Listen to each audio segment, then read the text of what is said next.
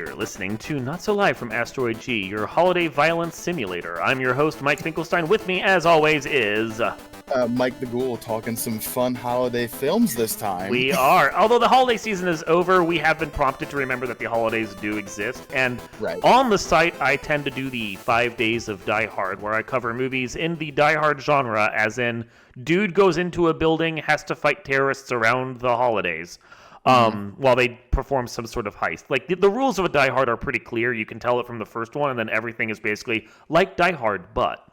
Yes. But because I always cover these during the 5 days of Christmas that I decided to do, this year I also covered Home Alone, which is the first time I've ventured that far outside the genre, but this is what we wanted to talk about. One, is Die Hard a Christmas movie? And by extension, the whole of the Die Hard series are they holiday movies when they're set during a holiday? And two, is Home Alone a Die Hard movie? So let's answer the first one that everyone has tried to answer, and I think we've even tried once before on this podcast, but not with you. So I'm happy to go back and do it again, because it's the Die Hards. They're great. Is Die Hard a Christmas movie? And before I say my piece, you go ahead. Simple answer, yes. And I've only ever heard one argument, and one argument only, that holds water as to why you can argue it is not. And we'll get to that when we start talking. But what's your answer, yes or no? I think the first one is. I feel like the rest, even the ones like later in the series that are set around other holidays, aren't really holiday movies by extension. But the first one definitely has the feel of it. And the reason I say that is because to be a Christmas movie or any other holiday movie, you have to have the trappings of that holiday there. And in this particular instance, the first one, he's going home to visit his family at the holiday. He brings a present. There's terrible Christmas music, but there is Christmas music. He goes to a holiday party. He makes holiday jokes, such as, now I have a machine gun, ho, ho, ho. There are Christmas hats that he makes the dead terrorists wear. Like, as you go through the movie was specifically written to use the trappings of Christmas. So, and then he reunites with his family, which, what's more Christmassy than that? Nothing. Nothing. Terrorism, destruction, death, and family. It's the holiday triumphant right there. Yeah, it's if there was more of the destruction and death in It's a Wonderful Life, I'd watch that movie. All of your points 100% accurate.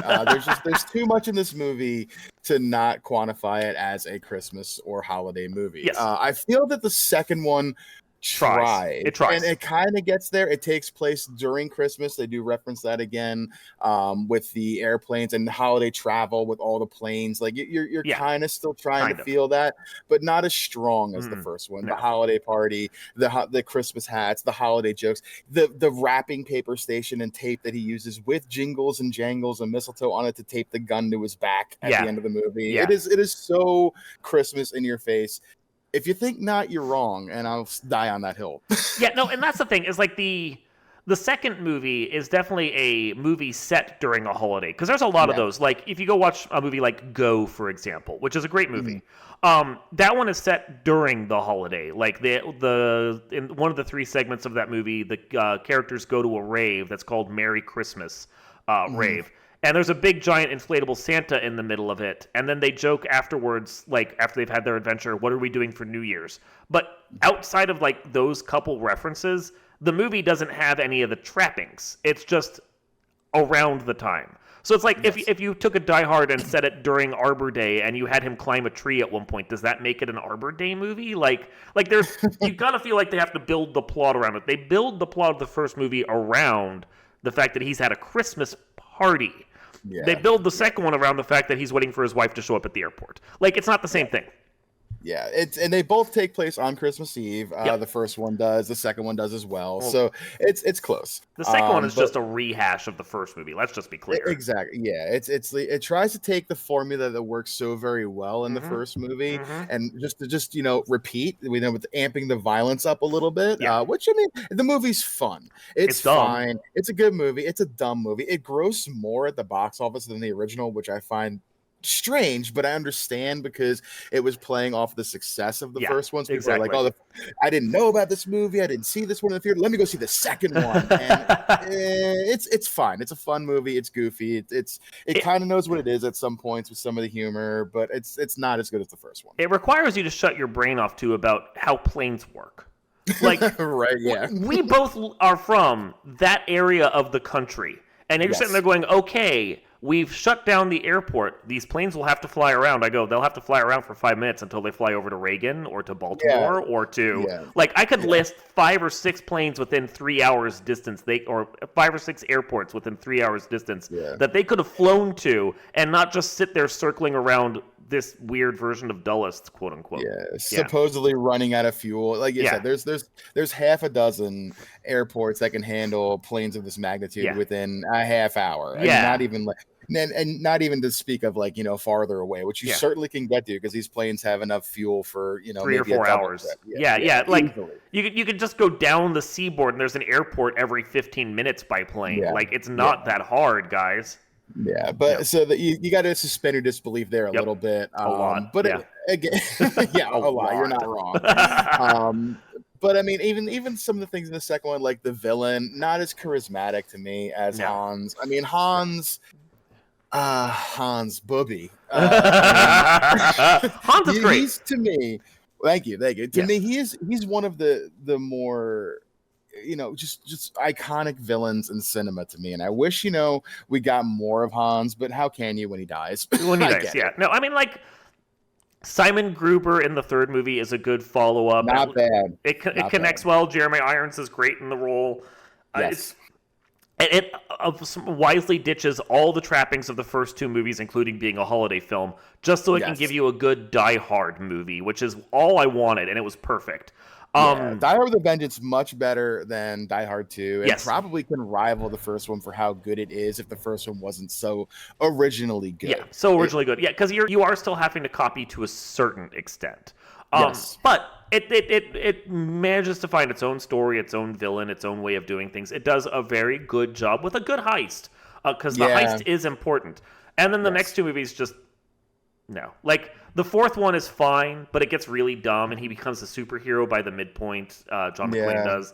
And it might be set around July 4th, but it's not really a July 4th movie. No. And then the fifth one is just atrocious. And they take, his son who grows up and now like is a secret agent or something. And they're both superheroes. Yeah. Like yippee-ki-yay, motherfucking Russia. Like, I don't know. So bad. Like, again, so bad. The movies, if you look at them, what they are, they're fun. The genius of the first one is rivaled by how good the third one is, but all the other ones, I mean, they're just fine. They're fine. They're fine, verging on bad in places. But sometimes. But there's been a lot of movies that came up in the wake of this movie. Like this movie, the original Die Hard in 1989, launched around the same time, as I've documented on the website, as the Lethal Weapon movies. And you can see the Lethal Weapon influence on the Die Hard movies from the third one on, because they stopped being solo guy having to defeat terrorists to, like, buddy cops having to defeat the terrorists. Yeah. You kind of got that in the first one with, the dude from the father from Family Matters. Al Powell. I can't remember. Reginald Hayes, I think was his name. Reginald Bell Johnson. Ben Johnson, that's it. As kind of the buddy out there, kind of talking to him on the walkie. They don't even know what they look like, so they kind of see each other. There's that moment at the end, like, "Are you who I think you are?" That connection, like, "Yep, I'm who you think I am," and that buddy hug at the end, like, it's such a good moment. It's such a bro moment, but just it works. It's so good. Yeah, no, so a lot of the movies that came out after this, they tend to go towards the buddy cop thing because it's a lot easier to have your character talk to someone else and have dialogue that way. One of the only series of movies where the character stays on their own and continues doing what I call a Die Hard are the Home Alones. Right? So if we look at what it takes to be a Die Hard, you have to have criminals. They have to have a heist. There has to be a solo protagonist, especially for the first couple movies, who fights against them. And in a series of elaborate traps, because John McClane does a lot of trapping of the bad guys when he's doing stuff. Often his elaborate stuff is to save his own ass, but it still gets the terrorists dead as well. But he thinks on his feet. He does traps. And then in the end, they have to walk away from the one place that they're trapped in so that they can, with the criminals defeated. So if you look at it from that perspective, the first Home Alone most assuredly, and most of the other Home Alones follow the same perspective, is a Die Hard movie. Yeah, I can't disagree. I cannot disagree. You have, like you said, the solo protagonist defending something they hold dear, whether it be family or your household, take your pick. Kevin can choose both. A plan set in place while working under, strenuous circumstances, always fearing for yourself. I mean, that's very Die Hard. You don't know where the bad guys are around what corner. You don't know where the house robbers are around what corner, but you can set traps to kind of give yourself an advantage. It very much does hold true to that formula. And I never thought about this before you brought it up, and then you were like, is Die Hard a Christmas movie? Is Home Alone a Die Hard movie? I paused for like half a second. I was like, yeah. I can see where you're coming from. Yeah. Well, and of course, set during the holiday. Mm-hmm. Yeah. Mm-hmm. Yeah. Now, one piece of information that's also very key to what we're getting at here. Yeah. Yeah. Well, and then, of course, there's also the fact that the hero bonds with someone you wouldn't expect him to bond with, and then that helps save his life in the end. Like it's not, it doesn't match one-to-one, which is good because it keeps it fresh. But most especially the first one. And that one definitely feels very Die Hardy. And then amusingly, the second one, which takes place due to a mix-up at an airport, is basically just a rehash of the first movie, and that also feels very Die Hardy. It kind of does. It's airport theming, to your point, really holds on. The strange area that you're in now, to have to make do with what you have around me, an airport that is not where you normally are in Die Hard 2, or now his aunt and uncle's house who happen to be in France or whatever.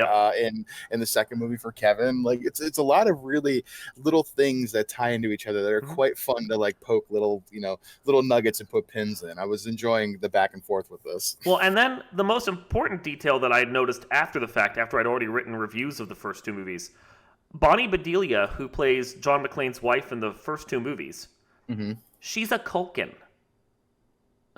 Oh my. Yeah, she's Macaulay Culkin's aunt. Oh, I'm looking at this right now. Look at that. Yeah. Wow. And because I knew Fuller was Kieran Culkin. I knew that was his brother, for the longest time. I did not realize that look at Bonnie Bedelia Culkin. Yep. My goodness. It's crazy, isn't it? I've watched, I'm like, holy shit. These are way more connected than you would think they are. That's insane. Yeah. That is crazy. Yeah.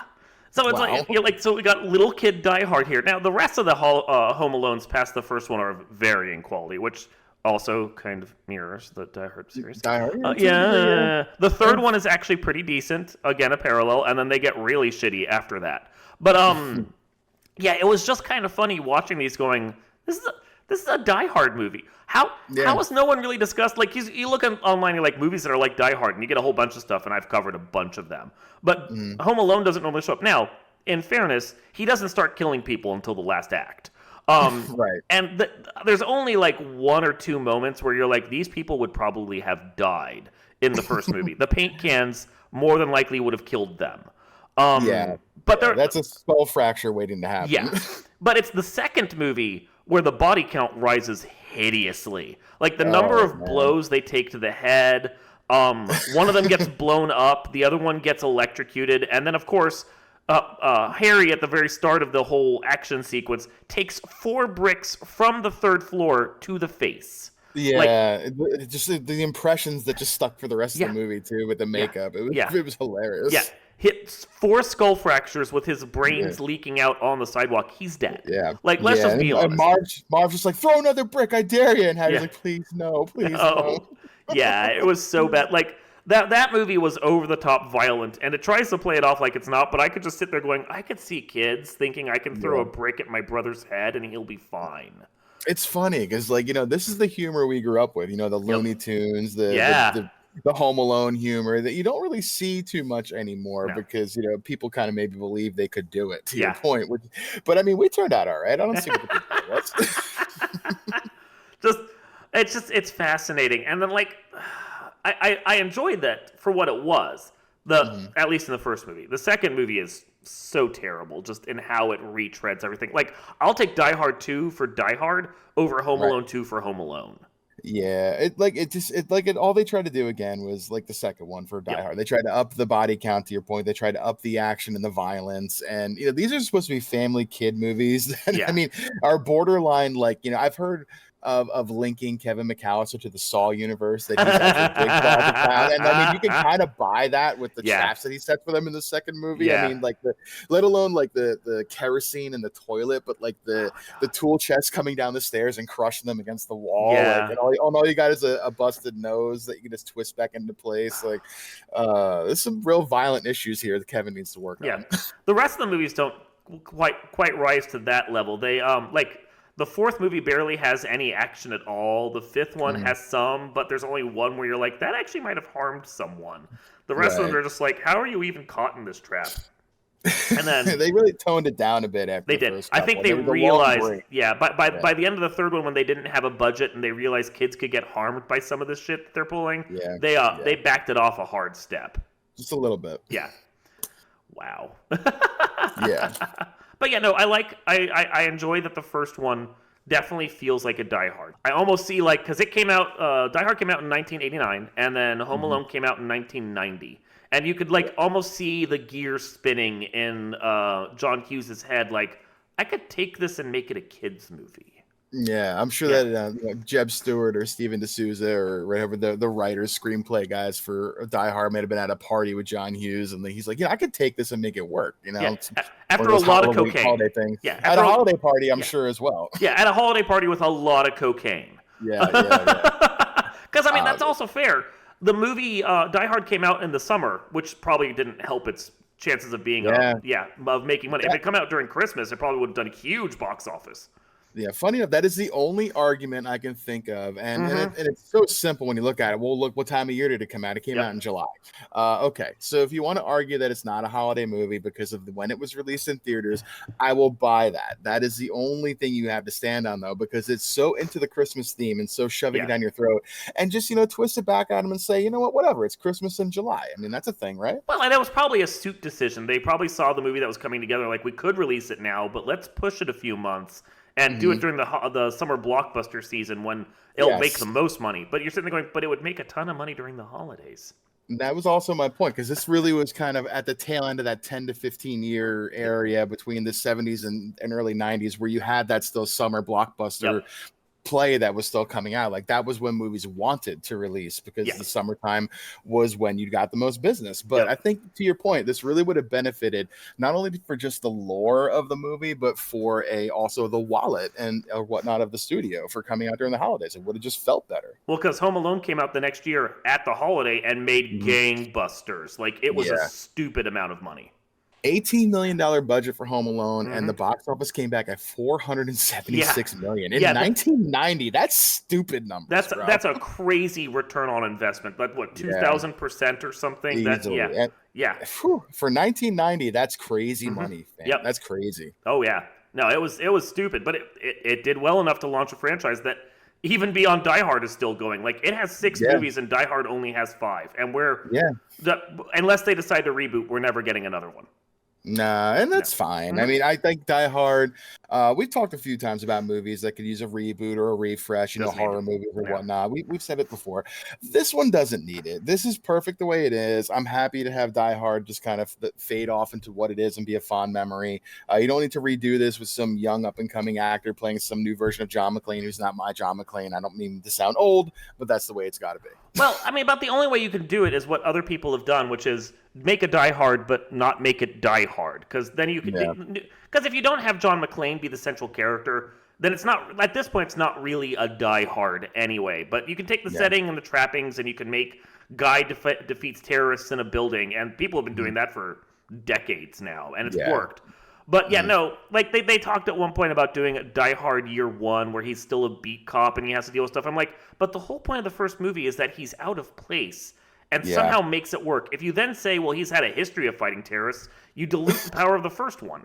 Yeah, the first one was so unexpected because it's this average Joe cop who, just he said, I got invited to the party by mistake. Who knew? Like, you're from New York. What are you doing in L.A. kind of thing? He could not be any more fish out of water, let alone be dealing with 13 terrorists that are highly armed and trained in a building he has no idea about anything. So, I mean, you can't suspend that disbelief and tell me what John McClane did, coming out of Police Academy, because I don't care. I care what John McClane did year one at Nakatomi Plaza. Yeah, that's year one. You don't need another year one.